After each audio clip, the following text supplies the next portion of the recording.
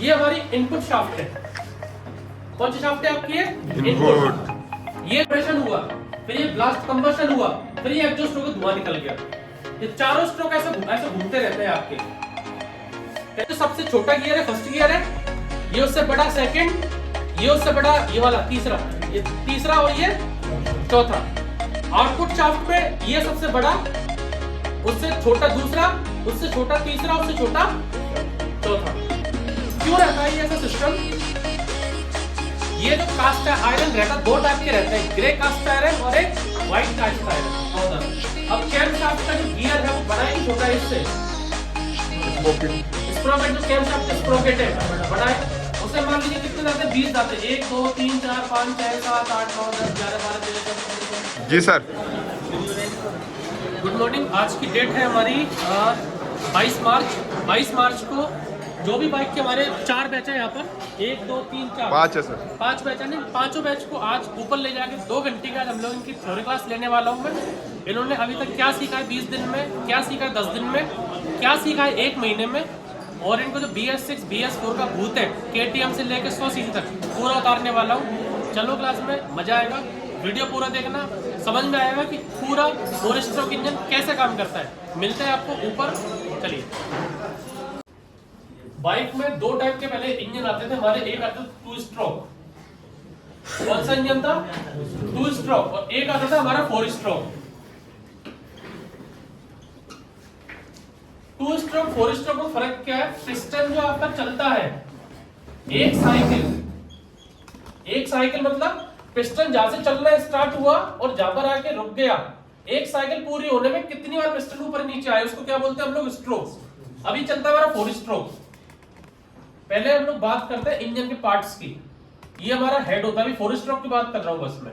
ये हेड है इंजन का, जैसे हमारा सिर रहता है। हमारा सिर हमारे पूरे बॉडी को अरेंज करता है, चलाता है। हेड में कितना पेट्रोल जाना है, कितनी एयर जानी है, कितना पानी का जाना है, कितना पेट्रोल का जाना है, कितना हवा का जाना है, कितना स्पार्क करना है, कब स्पार्क करना है, कौन डिसाइड करता है? हेड। जैसे हमारा बॉडी का पार्ट है। हेड में क्या रहता है आपके? एक इंटेक वाल्व और एक एग्जॉस्ट वाल्व। इंटेक वाल्व और एग्जॉस्ट वाल्व में से बड़ा वाल्व कौन सा रहता है? इंटेक वाला। क्यों रहेगा? अभी हम लोग, मैं आपसे बात कर रहा हूं, मैं आपसे बात करते टाइम सांस कहां से ले रहा हूं? नाक से। जब मैं भागूंगा, तेज चलूंगा तो हवा कैसे लूंगा? क्यों? क्योंकि ज्यादा ऑक्सीजन हमें रिक्वायरमेंट चाहिए। हमें इंडिया का कोई भी इंजन हो, पूरे वर्ल्ड का कोई भी इंजन हो, चाहे कार का हो, बाइक का हो, ट्रक का हो, एरोप्लेन का हो, हमेशा इंटेक वाल्व क्या मिलेगा आपको? बड़ा मिलेगा हमेशा, ज्यादा एयर आने के लिए। एग्जॉस्ट वाल्व आपका रहेगा छोटा। इसके बाद इनको मैनेज कौन करता है आपको? Rocker arm. अपन उल्टा चलेंगे। ये वाल्व है, वाल्व को ड्राइव दे रहा है रॉकर आर्म, और रॉकर आर्म को ड्राइव कौन देगा? Cam shaft. ये आपकी कैम शाफ्ट। 2 टाइप के हमारे हेड आते हैं। अभी आप जो देख रहे हो बाइक जो आ रही है, मोस्टली 99% में क्या अरेंजमेंट है? ये वाला। ये आती है आपकी HOSC। SOHC। HOSC मतलब single overhead cam shaft. मतलब इन दोनों वाल्व के ऊपर कितनी कैम शाफ्ट है? सिर्फ एक। और एक कैम शाफ्ट से दोनों आपके जो रॉकर आर्म है वो अप डाउन हो रहे हैं। एक आपका, अगर आप जाओगे KTM में या हाई सीसी सुपर बाइक्स के इंजन में, उसमें क्या रहता है? 2 आपके रहती है कैम शाफ्ट। एक कैम शाफ्ट यहां पर, एक कैम शाफ्ट यहां पर। इससे फायदा क्यों हम लोग यूज करते हैं? अभी जो भी कार आ रही है उनमें आ रहा है DOSC या फिर सुपर बाइक्स में DOSC मतलब डुअल ओवरहेड कैम शाफ्ट। अभी जो सुपर बाइक्स के इंजन आ रहे हैं उनमें 2 इंटेक वाल्व भी आते हैं, एक इंटेक वाल्व, 2 इंटेक वाल्व और 2 एग्जॉस्ट वाल्व आ रहे हैं आपके। TVS में कुछ बाइक आती जाइव वगैरह करके, उसमें 3 वाल्व आए थे, 3 वाल्व्स। उसमें क्या था? 2 इंटेक वाल्व और एक आपका एग्जॉस्ट वाल्व। अब मान लीजिए हम लोग के पास अगर 4 वाल्व वाला इंजन है, 2 इंटेक है, 2 एग्जॉस्ट है, तो बेचारी एक कैम शाफ्ट जिसको ड्राइव मिल रही है टाइमिंग चेन से, वो 2 रॉकर इधर कमाए, 2 रॉकर इधर लगाएगी, तो आपको हेड में जगह नहीं बचेगी, हेड को चौड़ा करना पड़ेगा बुलेट की तरह। हमने क्या किया? इसको हटा के डायरेक्टली यहां पर एक कैम शाफ्ट यहां लगा दी, एक कैम शाफ्ट आपकी यहां लगा दी। इस कंडीशन में टाइमिंग आपको कितनी बार मिलानी पड़ेगी? 2 बार। कौन से इंजन में मिलाएंगे? केटीएम के इंजन में, जो नीचे रखा हुआ है। उसमें क्या रहेगा, जो रॉकर है, रॉकर का काम क्या रहता है, ये वाल्व और ये रॉकर है। टक टक टक, कुछ गाड़ी 500 किलोमीटर चली, 1000 किलोमीटर चली, 10,000 किलोमीटर चली, 50,000 किलोमीटर, 1 लाख किलोमीटर चली, तो जब ये जो वाल्व है लोहे का, रॉकर आपका लोहे का, जब टकराता टक टक टक टक टक टक टक टक, तो इसका मत्था भी घिसता है, ये भी घिसता है, तो कुछ टाइम बाद गाड़ी में टक टक टक टक आवाज आने लग जाती है। नॉर्मल बाइक के इंजन को खोल सकते हो, उसमें कैप लगा रहता है, कैप करके जो आपका जो इसका गैप आता है, उससे आप गेज से इसको सेट कर सकते हो। सुपर मैक्स के इंजन में ऐसा कुछ नहीं आता जुगाड़ सेट करने का, रॉकर है ही नहीं उसमें। उसमें क्या दिया हुआ, डायरेक्टली कैम शाफ्ट दिए, कैम शाफ्ट डायरेक्टली किसको प्रेस कर रही है, आपके वाल्व को ओपन क्लोज कर रही है। और जहां पे रॉकर रहेगा, 5000 किलोमीटर के बाद रॉकर और वाल्व के बीच में जो गैप आ गया, कट कट कट कट के जो गैप आ गया, उस गैप से क्या होगा, ये वाल्व उतना कम खुलने लगेगा। जितनी गाड़ी ज्यादा चलेगी उतना वाल्व कम खुलने लगेगा, गाड़ी पिकअप कम हो जाएगा, गाड़ी में एक्सीलरेटर कम हो जाएगा। उसमें क्या करना पड़ेगा हमको, ये वाल्व और रॉकर को या तो सेट आप कर सकते हैं, लेकिन सेट भी करने का क्या करेंगे, क्योंकि जो चीज घिस चुकी है, जो चीज इतनी बड़ी थी 1 इंच की थी, अब उसमें 1 mm कम हो गया, सेट करने के बाद भी वाल्व उसका 1 mm कभी खुलेगा। तो उसका ऑप्शन क्या है कि 10-20,000 किलोमीटर बाद इसको सेट ना करके कस्टमर चाहता है उसको पावर मिले, पिकअप मिले, तो वाल्व उसको नया डाल के दो आप। और अगर कस्टमर चाहता है कि आवाज बंद करनी है, उसमें क्या कर सकते हैं हम लोग, इसको टेपेड को सेट कर सकते हैं। उसमें आपको नट बोल्ट दिया होता है, उसकी भी एक लंबाई है कि आप इतने लंबाई तक इतनी चूड़ी टाइट कर सकते हैं। उसकी चूड़ी के बाद जब उसकी लिमिट खत्म होगी तो चूड़ी कहां से बनाएंगे, नहीं टाइट करने का। देखा आपने, रॉकर में चूड़ी आती है ऐसे टाइट करने का, वो चूड़ी आपने टाइट कर दी तो वाल्व को टाइट कर सकते हो। अगर ये वाल्व इतना छोटा हो गया तो चूड़ी से हम कुछ नहीं कर सकते इस चीज का। तो अभी अब नॉर्मल इस चीज पे आ जाओ हमें, क्योंकि अभी सिंगल जो बाइक हमारी इंडिया में आती है 90% 99% में क्या आती है, हेड है आपका, 2 वाल्व है इसमें, एक इनटेक वाल्व, एक एग्जॉस्ट वाल्व, ये इसकी कैम शाफ्ट है, ये इसकी रॉकर आर्म है, ये इसका रॉकर आर्म है। 4 स्ट्रोक और 2 स्ट्रोक इंजन को कैसे आप पहचानेंगे? 2 इंजन मैंने आपके सामने रख दिए टेबल पे, 2 स्ट्रोक है 4 स्ट्रोक, कैसे आप पहचानोगे 2 स्ट्रोक 4 स्ट्रोक क्या है? इनमें वाल्व नहीं होता, वाल्व नहीं होता, वो अंदर जाके पता लगेगा। बाहर से कैसे देख के पहचानोगे आप? एक 2 स्ट्रोक इंजन रखा है, 4 स्ट्रोक इंजन रखा है, तो देख के पहचानना है। कैसे पहचानोगे कि ये 2 स्ट्रोक है या 4 स्ट्रोक है? 2 स्ट्रोक इंजन में हमेशा स्पार्क प्लग आपके लगा रहता है हेड पे बीच में, और 4 स्ट्रोक इंजन में आपके वाल्व लगा रहेगा साइड में, साइड से। कोई भी गाड़ी का इंजन देख लेना इंडिया में, कोई भी केटीएम वगैरह सुपर बाइक के इंजन को छोड़ के, क्योंकि इसमें क्या आपका अपना जो ये रहता है रॉकर वगैरह आर्म नहीं है, तो इसमें बीच में गैप रहता है, तो हम लोग यहाँ से सुपर बाइक में लगा सकते हैं हेड पे वाल्व, लेकिन उसका लंबा स्पार्क प्लग आता है 500-600 रुपए का। इस चीज को सुपर बाइक को भी हटा दो, सिर्फ बेसिक की बात कर रहा हूँ। 4 स्ट्रोक का कोई भी इंजन देख लो, नीचे जितने भी इंजन रखे सब, किसी का भी स्पार्क प्लग टॉप पे लग रहा है क्या? हेड पे ऊपर से क्यों नहीं लग रहा? क्योंकि जो हेड की लंबाई है वो 3 से 4 इंची की, तो इसकी लंबाई है 3 to 4 इंच, तो इतना लंबा स्पार्क प्लग। और दूसरी बात, बीच में क्या लगी रहती है आपकी हेड में? Cam shaft. कैम शाफ्ट के बगल में रॉकर। आप हेड को खोल के देखोगे तो कहीं जगह दिखती है कि आप ऊपर से नीचे स्पार्क प्लग डाल दे?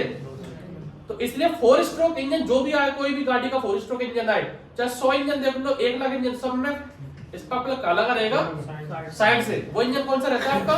4 स्ट्रोक। 2 स्ट्रोक में ना तो वाल्व रहता है, ना आपका ये रहता है इनटेक वाल्व, ना एग्जॉस्ट वाल्व, ना कैम शाफ्ट, ना टाइम चेन। सीधे हेड पे क्या लगा हुआ रहता है? हेड का प्लेट लगी रहेगी और डायरेक्टली स्पार्क प्लग काला का रहेगा। जैसे आप RX 100 देख लो, आप स्कूटर देख लो, आप यूरोपस देख लो, लूना देख लो, कोई भी गाड़ी देखो, स्कूटर देख लो, सब काला का हुआ है स्पार्क प्लग मीडियम में, सेंटर में, क्योंकि उसमें हेड में टॉप पे कुछ भी नहीं है उसमें सिस्टम। तो कोई भी इंजन आपके सामने किसी ने रख दिया, ये 2 स्ट्रोक है या 4 स्ट्रोक है, समझ जाओगे। 2 स्ट्रोक इंजन खोलने के लिए सामने RX 100 गाड़ी है, उसका इंजन आपको निकलवाएंगे और दिखाएंगे आपको 2 स्ट्रोक। हेड में चीजें क्लियर हो गई, एक इनटेक वाल्व था, एक एग्जॉस्ट वाल्व था, एक कैम शाफ्ट थी, और एक आपका टाइमिंग चेन का सेट था, और एक स्पार्क प्लग। इसके बीच में आता है, इसके बीच में क्या रहता है आपका? Piston cylinder.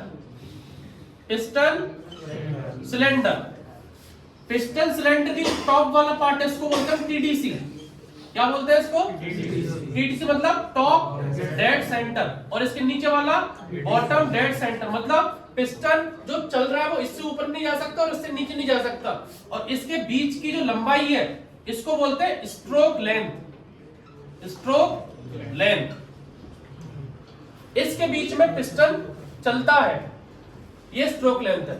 अब जब हमारा पहला स्ट्रोक आता है, पहला स्ट्रोक, फर्स्ट स्ट्रोक, पहले स्ट्रोक में क्या रहता है, इनटेक का पिस्टन यहां पर है आपका टॉप पर। अंकुश एक एनिमेशन है इसमें ऊपर करो, इसमें जब तक 4 स्ट्रोक की, ये आपका है टीडीसी में पिस्टन। जब आप किक मारोगे, किक मारने पे पिस्टन कम से कम 50 बार ऊपर नीचे होता है। पिस्टन का इंटेक हुआ, फिर कंप्रेशन हुआ, फिर कंबशन हुआ, फिर एग्जॉस्ट हुआ, 4 स्ट्रोक आ गए। लेकिन जब किक मार रहे हो, स्पार्क प्लग मार रहे हो, तो कम से कम ये जैसे ये चारों को मिला के इसको बोलते हैं एक साइकिल। एक साइकिल पूरी हो गई भाई, जहां से पिस्टन स्टार्ट हुआ था इंटेक करना, वापस वहीं आ गया। इंटेक हुआ, हवा खींची, कहां से खींची, इंटेक वाला ओपन हुआ, वहां पर हवा खींच के ये पिस्टन यहां पर था, ये पिस्टन कहां पर आ गया, हमारा बीडीसी पे। पहला स्ट्रोक पूरा हुआ, पिस्टन यहां से यहां आया, हवा उसने भर ली अंदर। अब क्या, सेकंड स्ट्रोक चालू हुआ हमारा, उस कंडीशन में क्या होगा, इनटेक वाल्व आपका हो जाएगा बंद। उसमें जो भी आपने हवा खींची है वो पूरी हवा कहां पर आ जाएगी, टॉप पर इकट्ठी हो जाएगी। Second stroke. तीसरे स्ट्रोक में स्पार्क प्लग स्पार्क करेगा। अब स्पार्क प्लग को कैसे पता लगा कि मुझे यहां पर स्पार्क करना है, कौन बताएगा स्पार्क प्लग को? पिस्टन बताएगा सर, घर्षण आएगा। पिस्टन तो मैकेनिकल डिवाइस है, आवाज जो करेगा, पिकअप कॉइल। हमारा जो रोटर है, यहाँ पर सारी कॉइल लग रही है पूरा करंट जनरेट करने के लिए। एक उसमें सिंगल पिकअप कॉइल है जो हमारे स्पार्क प्लग को बताती है कि कब स्पार्क करना है। जब पिस्टन ऊपर से नीचे आ रहा है, ऊपर से नीचे आ रहा है, इनटेक हो रहा है, तब स्पार्क नहीं हुआ। कंप्रेशन हो रहा है, तब स्पार्क नहीं हुआ। एग्जॉस्ट हो रहा है, तब स्पार्क। स्पार्क कब हो रहा है, सिर्फ थर्ड स्ट्रोक में। जब पहला स्ट्रोक पूरा हो जाएगा, पिस्टन ऊपर से नीचे आ गया, दूसरा स्ट्रोक पूरा हो जाएगा, नीचे से ऊपर आया, जब यहाँ पर ये तीसरा स्ट्रोक चालू होगा पावर वाला, तब स्पार्क प्लग को स्पार्क जाएगा। पिकअप कॉइल से मोस्टली एक ब्लू वायर आपका निकलता है अलग से, ये ब्लू वायर कहां आपका जाएगा, सीडीआई में जाएगा, सीडीआई में जाएगा, सीडीआई से आउटपुट होकर एसटी कॉइल में जाएगा, एसटी कॉइल में,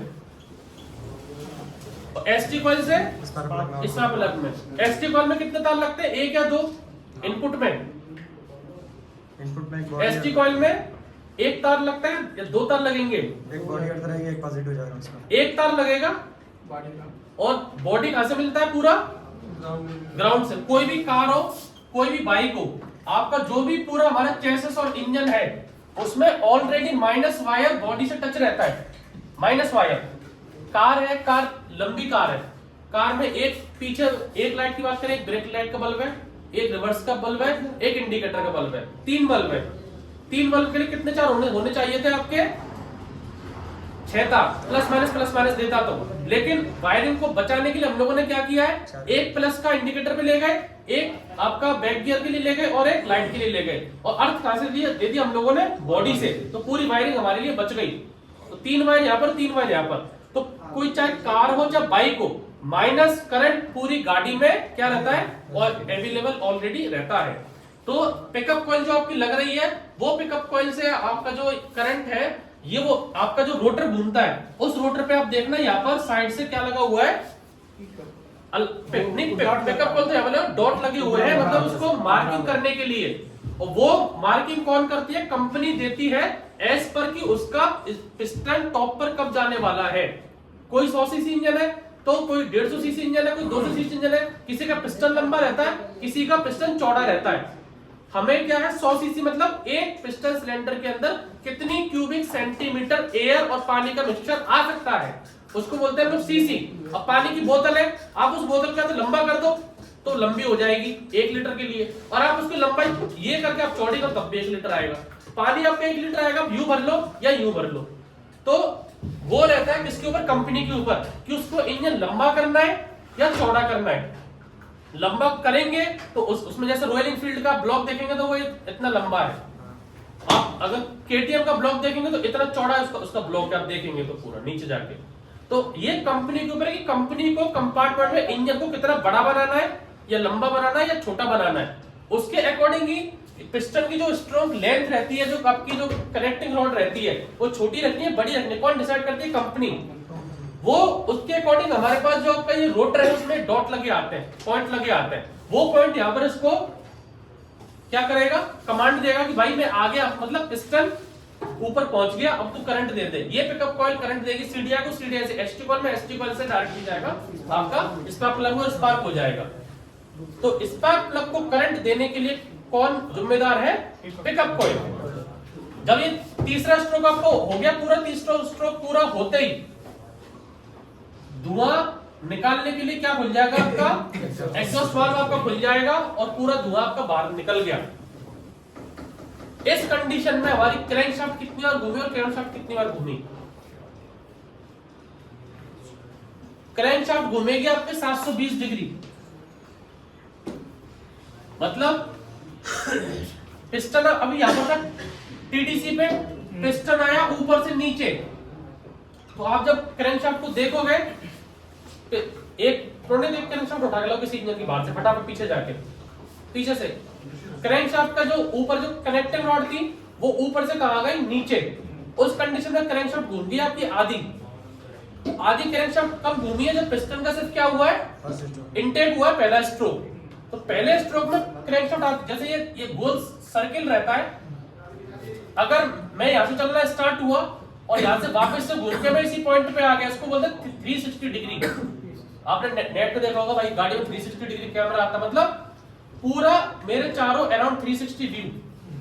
इसको सर्किल को मैं काट दूंगा तो यहां से लेके यहां तक, ये तो आधा सर्किल है, आधा चांद है, इसको बोलते हैं हम लोग 180 डिग्री। और इसको 4 भागों में बांट दूंगा तो ये जो ये कॉर्नर घुमा इसको बोलते हैं 90 डिग्री। ये जो है ये क्या है आपका? 90 डिग्री। तो मेरी जब पिस्टन जो टीडीसी था, पिस्टन जब यहां से चलना स्टार्ट हुआ, क्रैंकशाफ्ट यहां पे थी और इसने पिस्टन जब ऊपर से नीचे आ गया यहां पर, तो क्रैंकशाफ्ट यहां से घूमकर यहां पर आ गई और आपका क्रैंकशाफ्ट आधी घूम गई 100 डिग्री इनटेक में। वापस जब कंप्रेशन होगा तो पिस्टन सिलेंडर यहां से लेकर वापस यहां पर जाएगा, क्रैंकशाफ्ट वापस घूम जाएगी आपकी और 180 डिग्री आपका 360 डिग्री पूरा हो गया एक सर्किल। कितने स्ट्रोक में? 2 स्ट्रोक में। इनटेक हुआ तब आधी घूमी क्रैंकशाफ्ट, कंप्रेशन हुआ तब आधी घूमी क्रैंकशाफ्ट। फिर जब इसमें पावर स्ट्रोक आएगा तब वापस से कितनी घूमेगी? 180। और फिर जब एग्जॉस्ट होगा फिर कितनी घूमेगी वापस से? 360 डिग्री। मतलब 360 और 360 फिर कितने हो गए टोटल मिला के? 720 डिग्री। अब इस कंडीशन में, अब आपको मैं बताऊंगा क्यों बता रहा हूं डिग्री आपको। इस कंडीशन में कैमशाफ्ट कितनी बार घूमेगी बताऊंगा। गियर आपका प्राइमरी गियर छोटा होता है ना और कैमशाफ्ट का बड़ा होता है ना, इसका रीजन क्या वो समझाना चाहता हूं मैं आपको। मुझे बताओ कि क्यों घूमी अब कैमशाफ्ट कितनी बार घूमेगी? बताओ भाई। कैमशाफ्ट जो है, क्रैंकशाफ्ट तो 2 बार घूम रही है, एक बार घूमी पूरी 2 स्ट्रोक में, फिर दोबारा घूमी दूसरे स्ट्रोक में। कैमशाफ्ट क्यों घूम रही है? ये देखो, ये जैसे मैंने आपको बताया था ये सर्किल है, ये अभी जो इसका ये दिख रहा आपको पॉइंट दिख रहा है, ये अभी ऊपर है बिल्कुल, ठीक है। अब जब ये पिस्टन टॉप पे है, अब जब पिस्टन टॉप से कहां आएगा? नीचे। ये आगे पूरा नीचे ही है। जब पिस्टन टॉप यहां पर आके नीचे आ गया तो नीचे आते ही ये हमारा यहां से लेके कहां तक आया? ये यहां तक पॉइंट, ये जो पॉइंट दिख रहा है ये पहले ऊपर था, पिस्टन ऊपर था टॉप पे, अब टॉप से कहां गया? वो नीचे आ गया। तो यहां से लेके यहां तक घूमने कितना डिग्री घुमा है? 180 डिग्री एक स्ट्रोक में। वापस से पिस्टन कहां जाएगा? नीचे से कहां जाएगा? ऊपर पहुंच गया। तो वापस ये यहां से जो पॉइंट था ये कहां गया? वापस ये ऊपर आ गया वापस। तो ये 360 डिग्री घूम गई। मतलब एक सर्किल घूमने में पिस्टन को कितनी बार चला? पिस्टन नीचे आया, इनटेक किया, फिर ऊपर गया, कंप्रेशन किया। 4 स्ट्रोक हमारे पास है। 4 स्ट्रोक में क्रैंकशाफ्ट कितनी बार घूमेगी?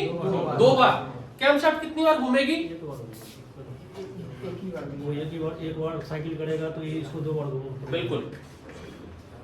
देखो, ये देखो यहाँ पर ये हमारे स्ट्रोक चल रहे हैं यहाँ पर, इधर दिख रहा है। ये जैसे ये पॉइंट यहाँ पर है, ये ऐसे करके क्रैंकशाफ्ट आपकी घूमती रहती है। देखो अभी ये एडजस्ट हो गया, अभी ये इनटेक हुआ, फिर ये कंप्रेशन हुआ, फिर ये ब्लास्ट कंबशन हुआ, फिर ये एडजस्ट हो गया, धुआं निकल गया। ये चारों स्ट्रोक ऐसे घूमते रहते हैं आपके।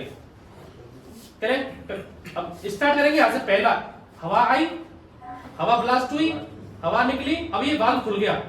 ये देखना आपकी ये लूप्स, इनको देखो, इनसे वाल्व खुल रहा है, इनसे देखो ये वाल्व खुलेगा, देखना एक बार।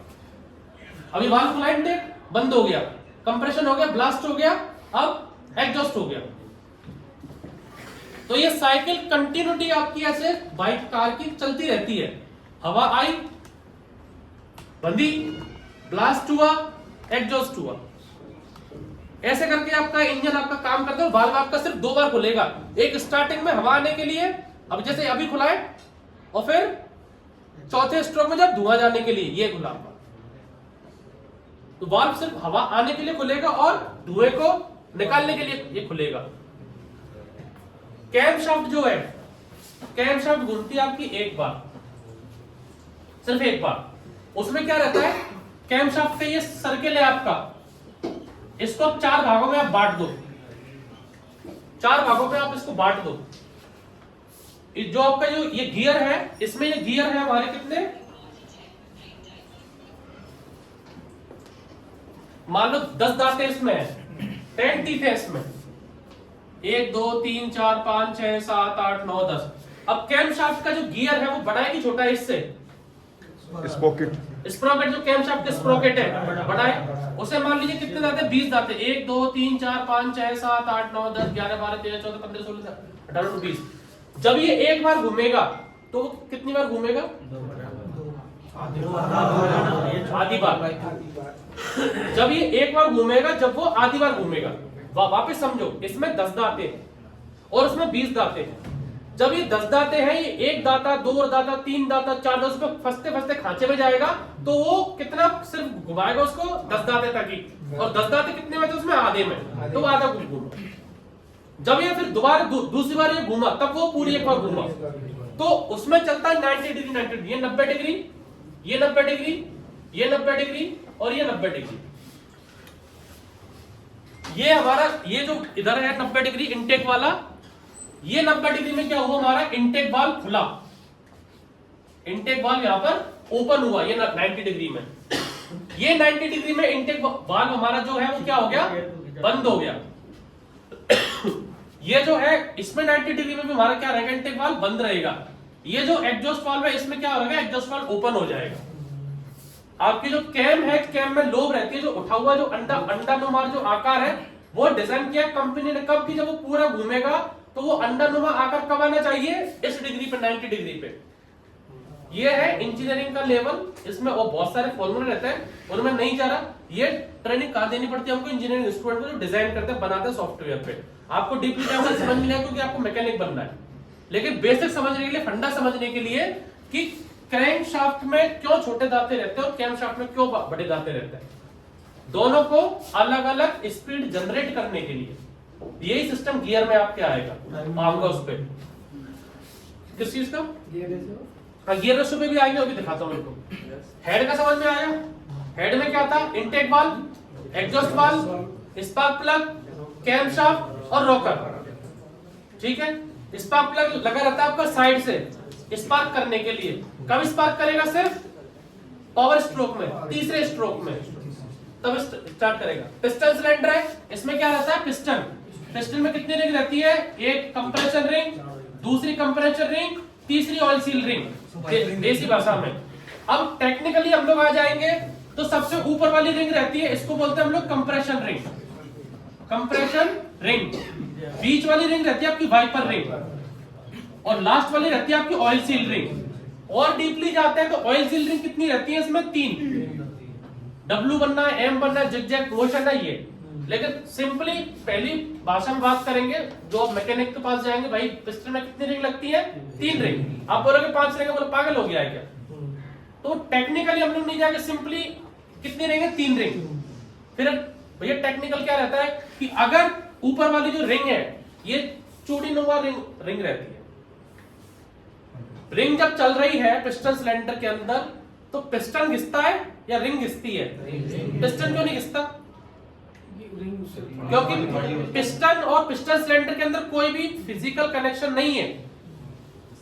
पिस्टन और पिस्टन रिंग आपस में घिस के चल रही हैं।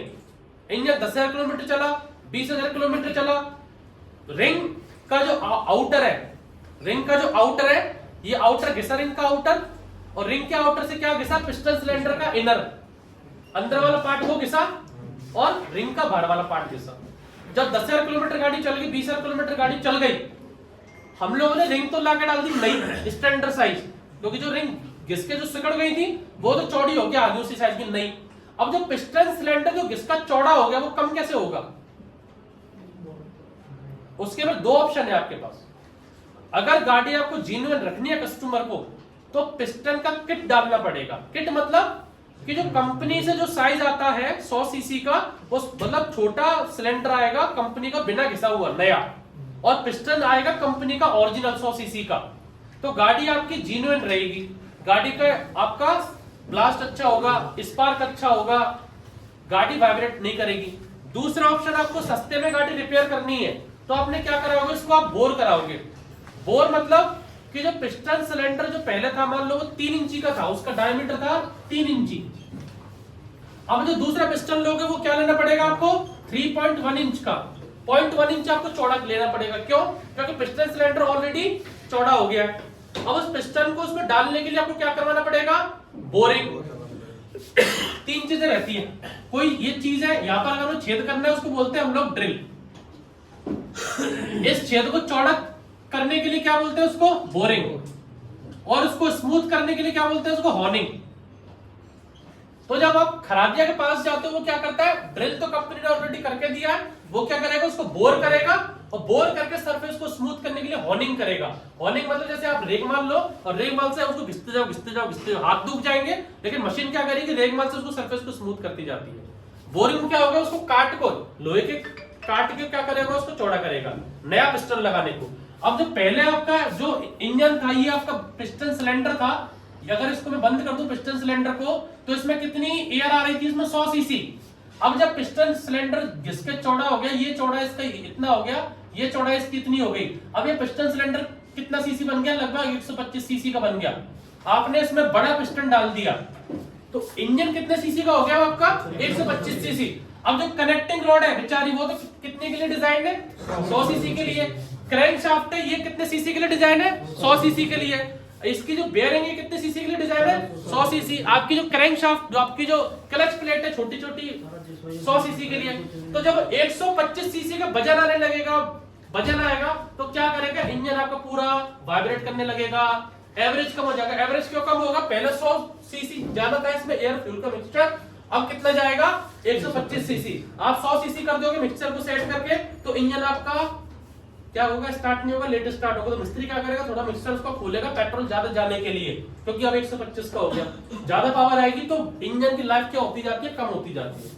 4-5 हजार किलोमीटर चलता है, 10,000 किलोमीटर चलता है, फिर वापस से खुलने का नंबर आ गया। ये काम आपको कब करना है? जब आपको कस्टमर बोल रहा है मेरे को गाड़ी सेल करनी है या सस्ते में मेरे को, तो उसको करके दे दे। लेकिन अगर आपको जेन्युइन गाड़ी देनी है, तो क्या करना पड़ेगा? आपको पिस्टन सिलेंडर की किट डालनी पड़ेगी। ये आप 20 चाय बना के ला सकते हो कि सबको?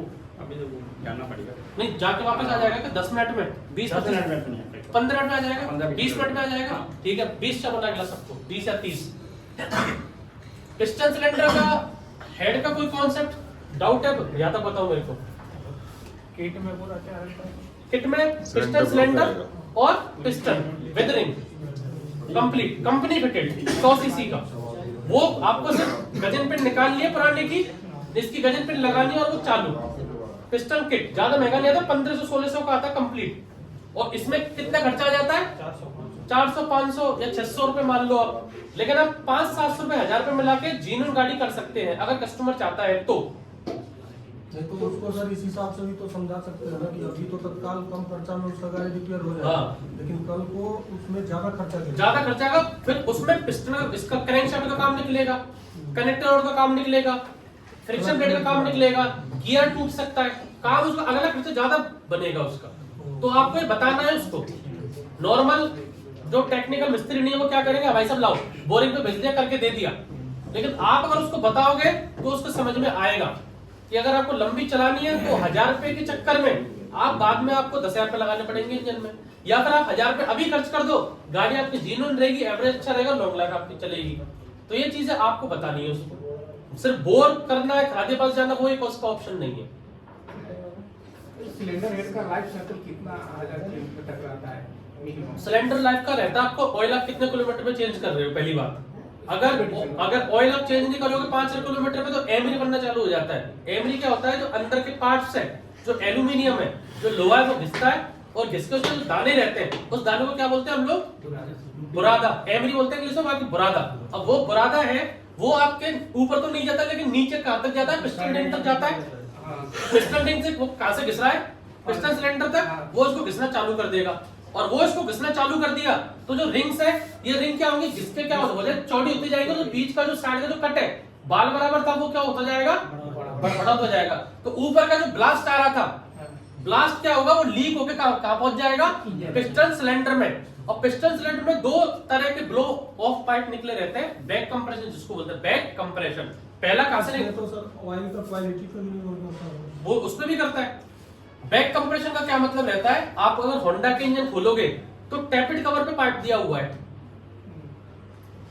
अगर आप पल्सर का इंजन खोलोगे, बजाज के इंजन देखोगे तो उसके चैम्बर पे पाइप दिया हुआ है, बाहर निकलने, देखा पाइप? वो गैस निकलने के लिए। कौन सी गैस? जो ऊपर ब्लास्ट हुआ था, रिंग हमारी वीक हो गई, कुछ टाइम बाद रिंग वीक हो गई, नीचे का ऑयल तो जा रहा है ऊपर, और नीचे का ऑयल, चैम्बर का ऑयल किसके संग जल रहा है? पिस्टन सिलेंडर के साथ जल रहा है। तो वो ऑयल जो, अगर आप उसको ऑयल को जलाओगे आप बाहर, तो वो कैसा धुआं छोड़ेगा? Oil white. तो अगर आपकी व्हाइट धुआं दे रही है साइलेंसर से, इसका सीधा सा एग्जांपल क्या है? रिंग कट गई इसकी। उस कंडीशन में आपका हाफ इंजन आप करके कस्टमर को दे सकते हो। दूसरा होता है, नीचे से तो ऑयल ऊपर जा रहा है, ऊपर का जो प्रेशर था, जो गैस थी, जो ब्लास्ट था, वो लीक होकर कहां पर आ रहा है? नीचे।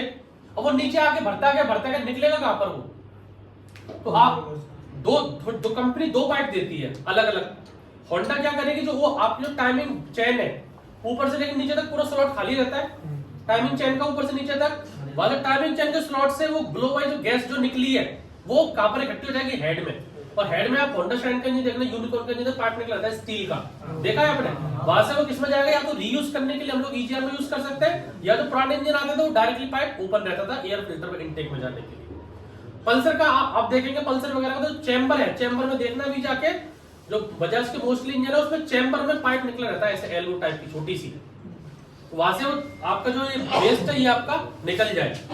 तो ये थी कहानी अभी आपकी हेड की और पिस्टन सिलेंडर की। यहाँ तक बताओ क्या प्रॉब्लम है? किसी भी टाइप की कोई भी समझ में नहीं आया, दोबारा पूछो। सर अगर हम सिलेंडर को हाइट को बढ़ा दें या फिर सिलेंडर के डायमीटर को बढ़ा दें तो सीसी बढ़ेगा। ये कप है, इस कप में चाय इतनी देगा, ये इसका क्वांटिटी 5 रुपए में इतनी दूंगा मैं।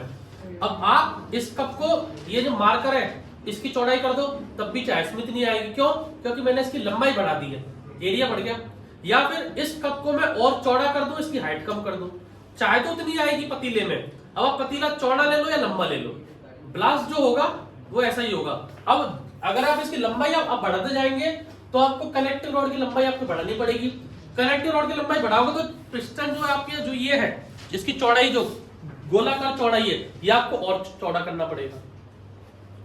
भाई नहीं ना पड़ेगा सर? किस पे अलग रखेंगे तो जैसे हाइट को या फिर डायमीटर प्रभाव पड़ेगा? इंजन के डायमेंशन पे डायमेंशन पड़ेगा प्रभाव। अगर आप हाई स्पीड गाड़ी चाहते हैं, हाई स्पीड, तो उसमें डायमीटर क्या रहता है? कम रहता है। हाई स्पीड आप गाड़ी चाहते, आप केटीएम का इंजन देखोगे, पिस्टन की लंबाई इतनी रहती है बस 2 इंच, सिर्फ 2 इंच का पिस्टन है। पिस्टन को देख लेना, केटीएम का नेट पे देखना, और इनका रहता है लंबा। जैसे रॉयल एनफील्ड का देखोगे तो इतना बड़ा उसका पिस्टन सिलेंडर है। वो कंपनी के डिजाइन कि आवाज कैसी चाहिए, पिकअप अगर ज्यादा चाहिए तो छोटा कनेक्टिंग रॉड रखनी पड़ेगी आपको, छोटी। भाई ये कनेक्टिंग रॉड है, ये अभी है इतनी बड़ी, इस मार्कर के आकार की, ठीक है? इस चीज को अभी आप याद रखना, ये मार्कर के आकार की है। तो अब मैं इसको घुमाने के लिए यहाँ पर ये, जैसे ये सर्किल है, ये घुमाने के लिए इस सर्किल को ऐसे मैं घुमा सकता हूँ। अब मेरी एक आ गई कनेक्टर रॉड इतनी, अब इसको घुमाने के लिए मेरे को कितनी बड़ी क्रैंकशाफ्ट चाहिए? जैसे ये तो लग गया पिस्टन में, ये लग गया कहां पर? क्रैंकशाफ्ट में। अब इसको घुमाने के लिए कितनी बड़ी क्रैंकशाफ्ट चाहिए? ज्यादा स्पेस चाहिए। ज्यादा स्पेस चाहिए। और फिर आपको पिस्टन सिलेंडर वो भी चौड़ा करना पड़ेगा। क्यों? क्योंकि ये जो ये वाला पार्ट है तो पिस्टन सिलेंडर में घूमता है, ये तो अंदर रहता है पिस्टन सिलेंडर में। जब यहाँ पर आ गया, इसको मान लो ये वो अभी ऊपर है, अब जब ये यहाँ पर आ जाएगा साइड से, तो ये तो पिस्टन सिलेंडर के अंदर ही घूमता है ना, ये चौड़ा कर दिया फिर टकराएगा पिस्टन सिलेंडर में। पिस्टन सिलेंडर को और चौड़ा करना पड़ेगा आपको, तो जितनी लंबाई और बढ़ा दोगे तो और पिस्टन सिलेंडर चौड़ा करना पड़ेगा आपको। तो ये डिपेंड करता है कि कॉम्प्लेक्स इंजन बनाने के लिए, छोटा इंजन बनाने के लिए ज्यादा सीसी आपको निकालनी है, तो रॉयल एनफील्ड का आप एग्जांपल आप ले सकते हो। और अगर आप चौड़ा आप उसको कर दो तो आप पावर ज्यादा करने, थोड़ा सा चौड़ा कर दो। केटीएम का इंजन देखोगे इतना चौड़ा उसका पिस्टन सिलेंडर है, मोटा। देखा है आपने केटीएम का बाटी से लेके आने पर केटीएम से खुला हुआ हेड, ब्लॉक और पिस्टन लेके आना आप, और इसकी क्रैंकशाफ्ट भी ले आना। एक बंदा क्रैंकशाफ्ट भी लेता, क्रैंकशाफ्ट पिस्टन और ब्लॉक 2 मिनट के लिए। सर हाँ, जो एक करवाते हैं पिस्टन के अंदर बोरिंग, हाँ, बोलते हैं पिकअप तो बढ़ जाता है, हाँ, लेकिन आपके एवरेज कम हो जाएगा। लेकिन हाई स्पीड पे जाएगी ना, अगर हाँ, मान लो आधा घंटा या 45 मिनट में आप चला ली, हाँ, तो इंजन सीज होने के डर होते हैं। इंजन सीज होने का डर इसलिए है ना क्योंकि आपका जो ऑयल है वो तो उतना ही 1 लीटर ही है। इंजन आपका ओवर हीट होने लग जाएगा यहाँ पर, बाकी पार्ट्स को भी तो इफेक्ट करेगा ना वो। बाकी पार्ट भी हीट अप भी तो होंगे। 100 सीसी का था आपके, आप हम नॉर्मल चल रहा है, स्कूल का बैग टांग ले खाली, हम चल सकते हैं। एक आप 10 किलो वजन डाल दो उसमें बैग में, कितने कुछ तो आपको वजन पड़ने लगेगा इस पे। आप 5 किलोमीटर चलते, क्या पता 4.5 किलोमीटर चल रहे हैं, दिमाग खराब हो जाएगा, गाली दोगे किसने टांग दिया। तो जो गर्मी निकली है उसको किस पे निकालोगे आप? किसी पे तो निकालोगे जिसने बैग टांगा है। तो ये जो अब 125 सीसी का आ गया, इसमें जो ब्लास्ट होगा, पिस्टन सिलेंडर आपका हीट अप हो रहा है, हीट, और ऑयल आपको उतना ही था 900 ml, 900 ml उसको ठंडा ही नहीं कर पा रहा है इसको। सर अपना जो सिलेंडर बोर है और पिस्टन है, अगर वो दोनों चेंज कर देंगे तो 100 सीसी हो 100 सीसी रहेगा। जीनोन आता है कंपनी को, उसको बोलते हैं हम लोग यूनिवर्सल। वो कंपनी का किट उसी साइज का आता है, वो चौड़ा नहीं आता, सेम स्टैंडर्ड साइज बोलते हैं उसको टेक्निकली, कि गाड़ी हमको स्टैंडर्ड साइज रखनी है तो आप कर दो। इंजन 2 तरीके से सीज होता है इंजन, एक तो ऑयल की कमी से, जैसे हम लोग अगर लिक्विड कूल्ड की बात करें, जैसे R15 पे जाओगे आप नीचे, केटीएम करोगे उसमें पानी चलता है, रेडिएटर है। पानी वाला इंजन क्यों है? क्योंकि साइड में क्या लगी रहती है, उसकी बॉडी लगी हुई है। अब अगर इंजन अगर खुले में रखा है, उसका पिस्टन, ये देखो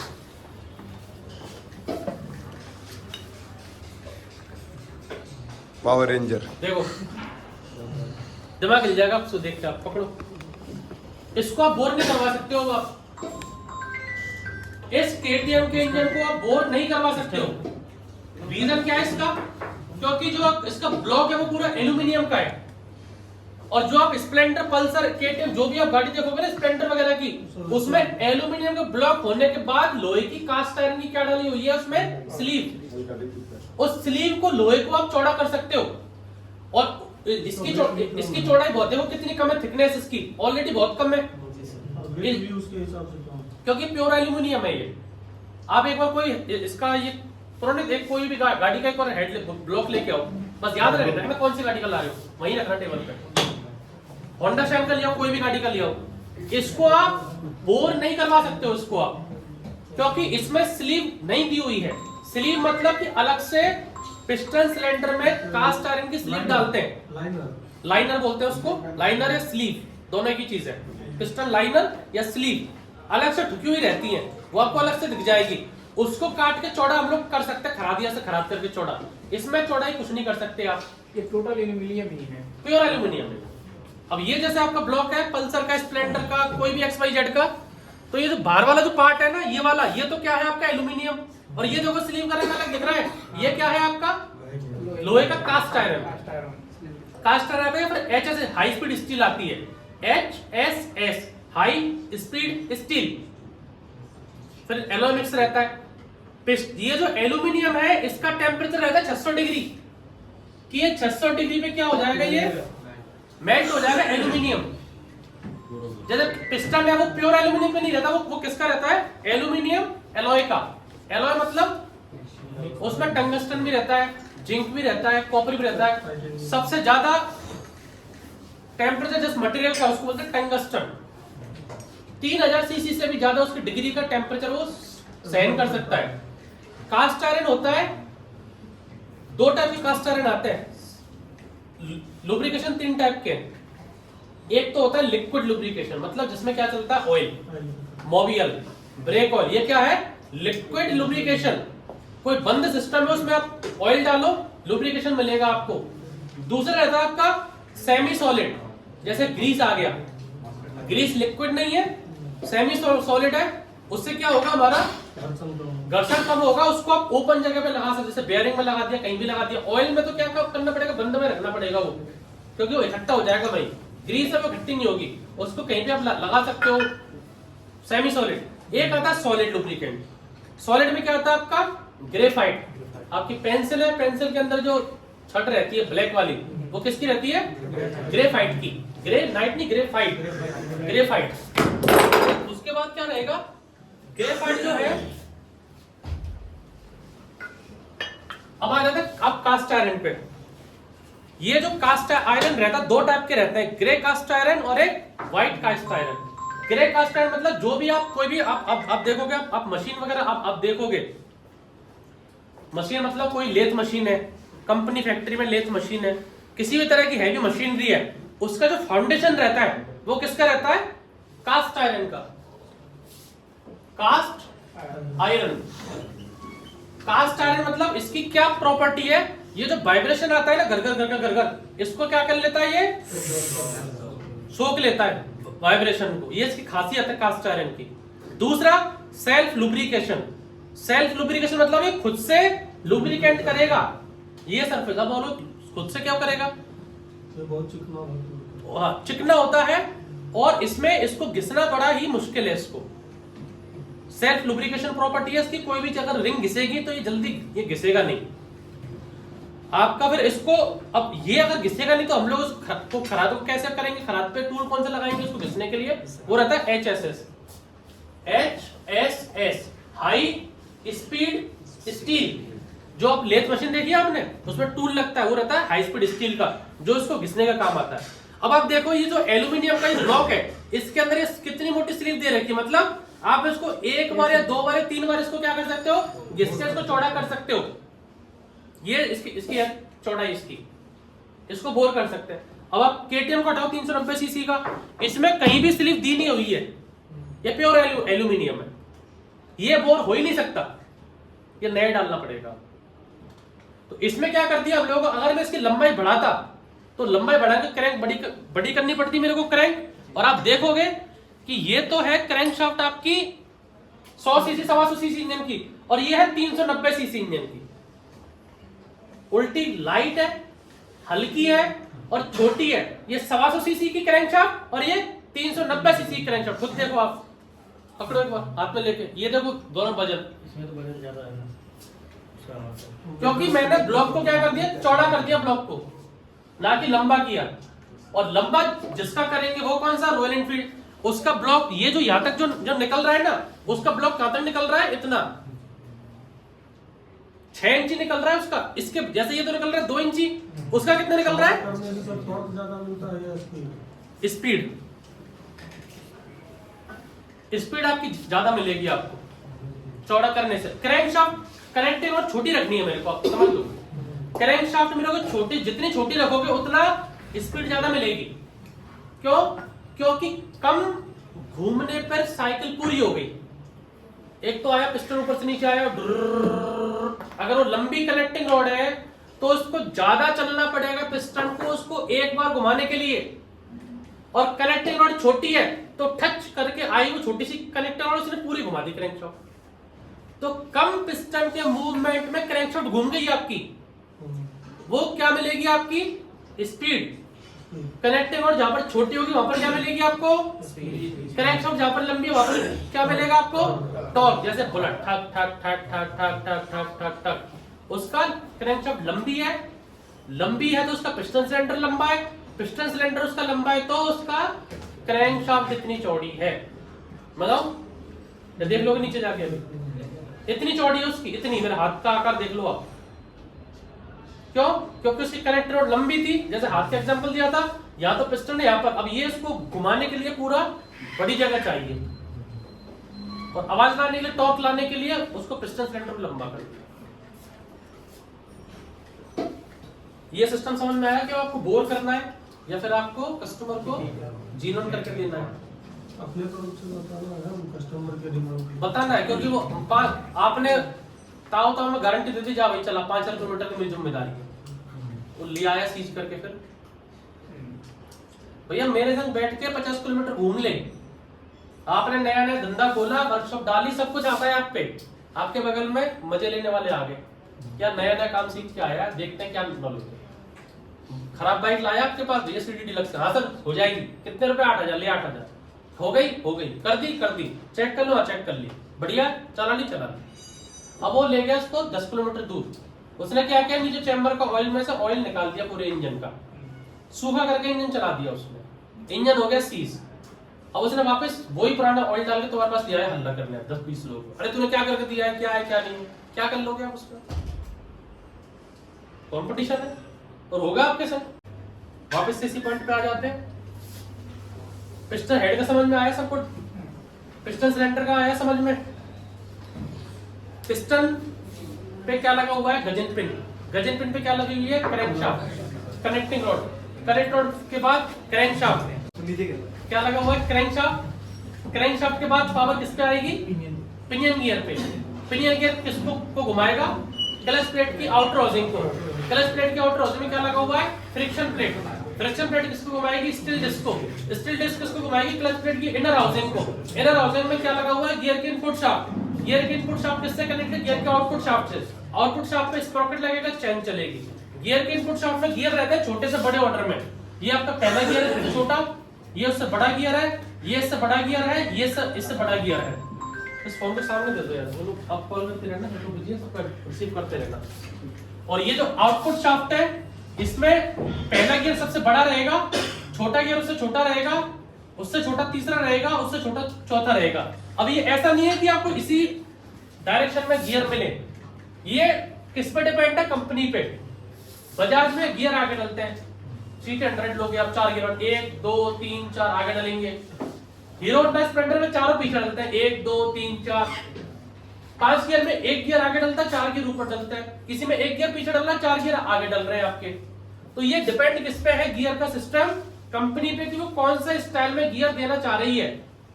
लेकिन पहला गियर हमेशा इनटेक के क्या रहेगा? छोटा, उससे बड़ा कौन सा रहेगा? दूसरा, उससे बड़ा कौन सा रहेगा? तीसरा, उससे बड़ा कौन सा रहेगा? चौथा। और आउटपुट में सबसे बड़ा पहला, उससे छोटा दूसरा, उससे छोटा दूसरा, उससे छोटा चौथा, उसमें छोटा से बड़ा, इसमें बड़ा से बड़े से छोटा। अब कैसे काम करता है? इनका डाउट था छोटा सा, इनके गियर लेके बैठे भाई साहब, बताते हैं आपको। ये हमारी इनपुट शाफ्ट है, कौन सी शाफ्ट है आपकी?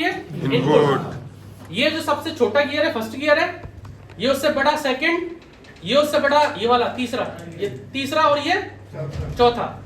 आउटपुट शाफ्ट में ये सबसे बड़ा, उससे छोटा दूसरा, उससे छोटा तीसरा, उससे छोटा चौथा।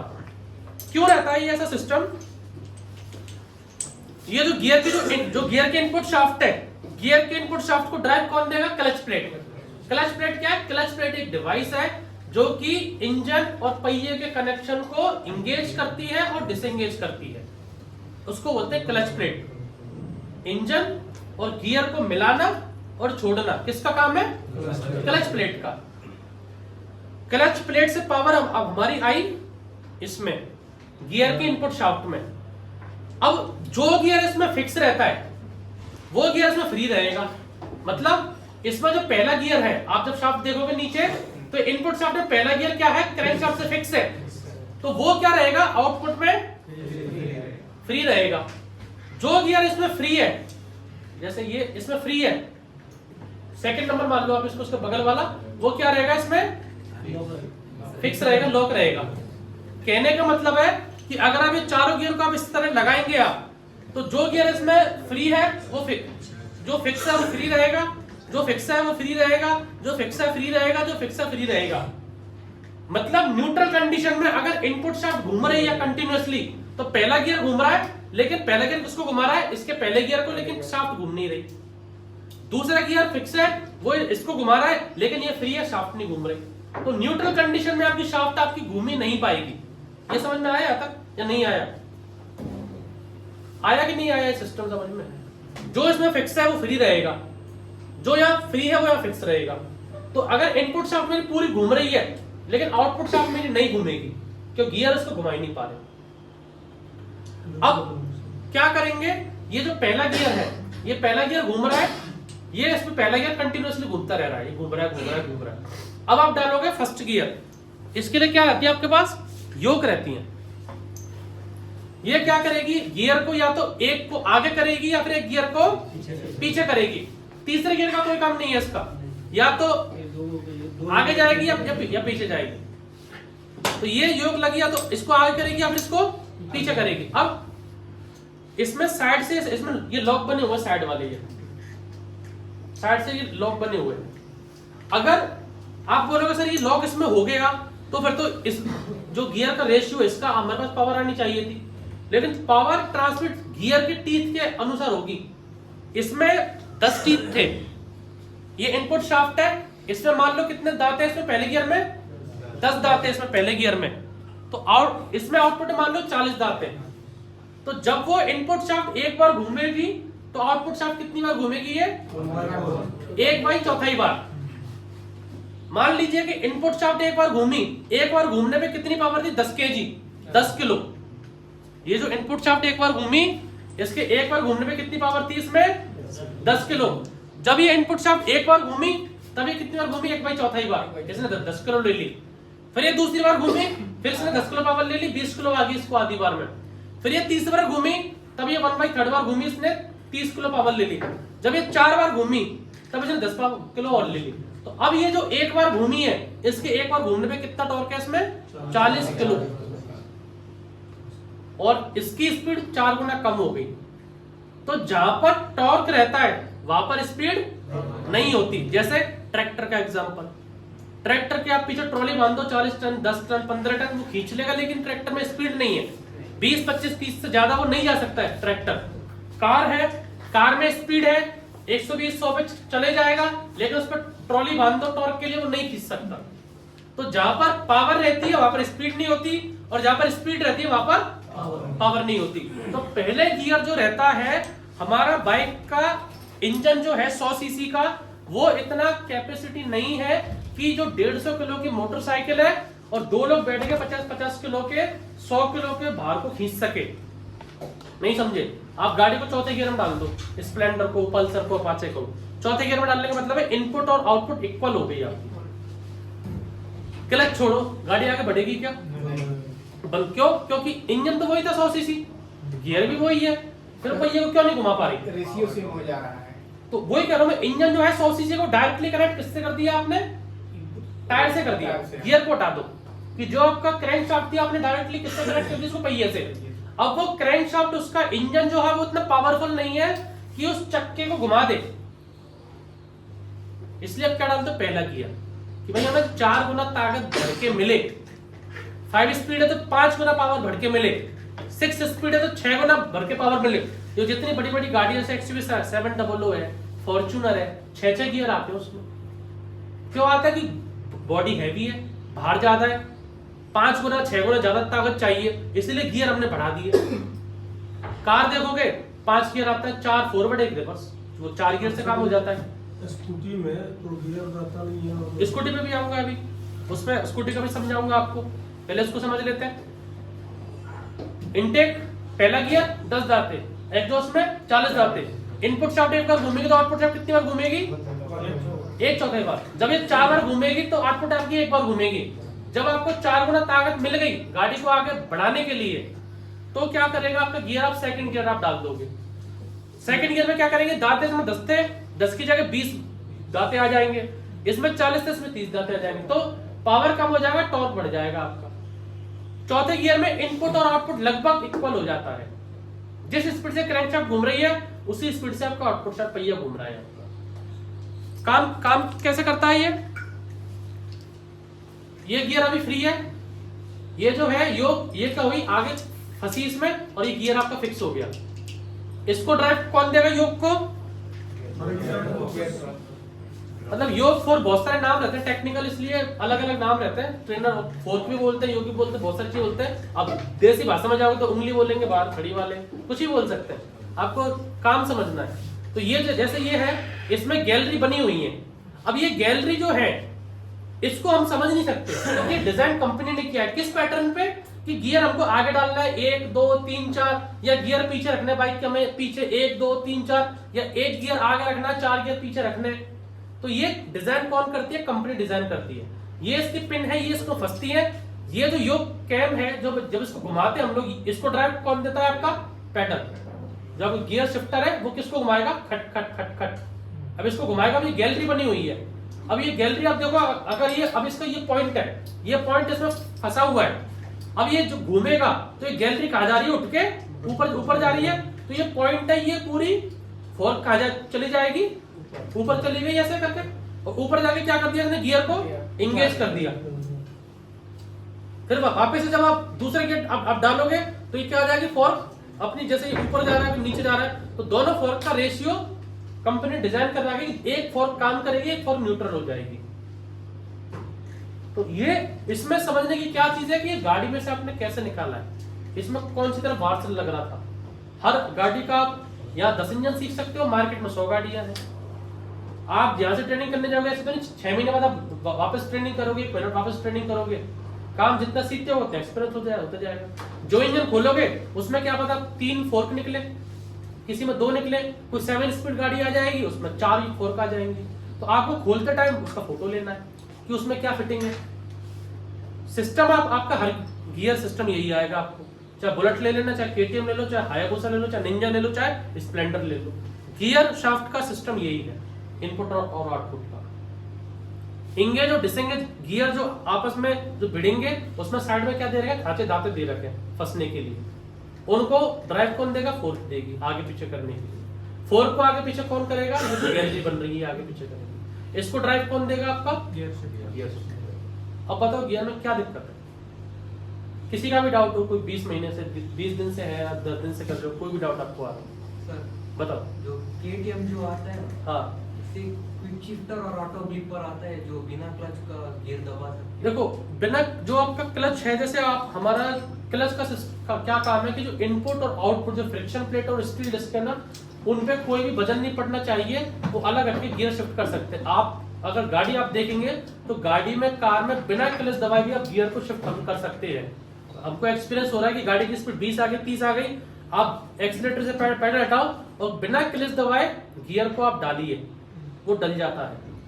क्लच का काम तब है कि जब इंजन अलग स्पीड से घूम रहा है अपनी मस्ती